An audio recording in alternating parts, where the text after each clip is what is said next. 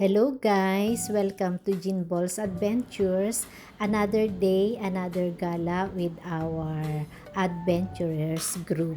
Welcome to Charito and Antonio's Bag of Beans na located dito sa Nasugbu Highway, Tagaytay City. Marami nga pala guys branches ang Bag of Beans dito sa Tagaytay area at ito ngang branch na ito ay first time namin na mabibisita or magda-dine in. Mostly ng Bag of Beans dito sa Tagaytay ay nakapag-dine in na kami. At halos sa pagkain naman ay pare-pareho, sa presyo ay ganun din. Pero may iba't iba silang ambience at merong pare-parehong magagandang view. Habang waiting pa nga kami sa aming order na ma-serve ay ipapasyal ko kayo dito sa outdoor area nila at meron din silang pinakang baba na dine-in. Pero nung time na pumunta kami ay dahil maaga pa, wala pang masyadong customer kaya yung taas pa lang yung available para sa mga customer. At dito nga guys, kung makikita ninyo talagang meron silang Instagrammable view, overlooking, napakaliwanag. Ito lang yung advantage kapag maaga na pumunta ka, talagang napakalinaw at saka ang ganda ng view ng Taal Lake. Bihira kasi mong makita ang Taal Lake na maliwanag. Most of the time na pumunta kami dito foggy, pero pag ganitong umaga makikita mong perfect view ang Taal Lake. Pero mainit dito sa labas kaya walang nagda-dine in.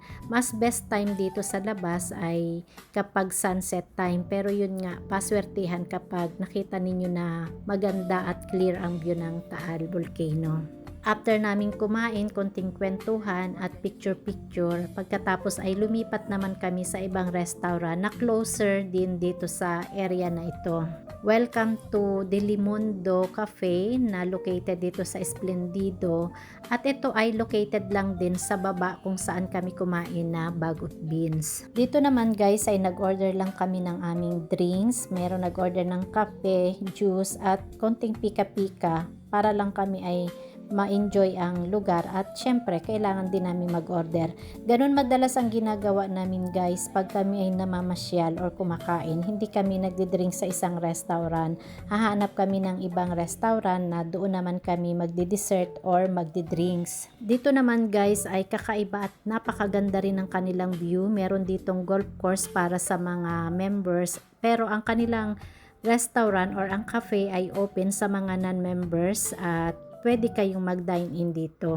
Isa rin ito guys na highly recommended or mai-suggest ko sa inyo kung meron kayong mga bisita or mga balikbayan na gusto nyong ipasyal.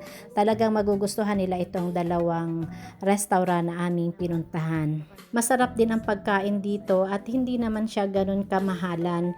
Nakakain na kami dito nung una kaya lang hindi ko na i-vlogs kaya hindi ko na picturean yung mga pagkain na available nila.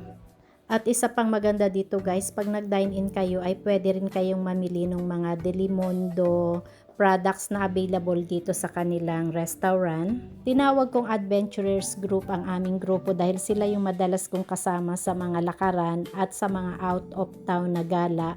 At sila rin yung mga kasabay ko na mag-walking at mag-jogging sa may Splash Island, Southwoods area.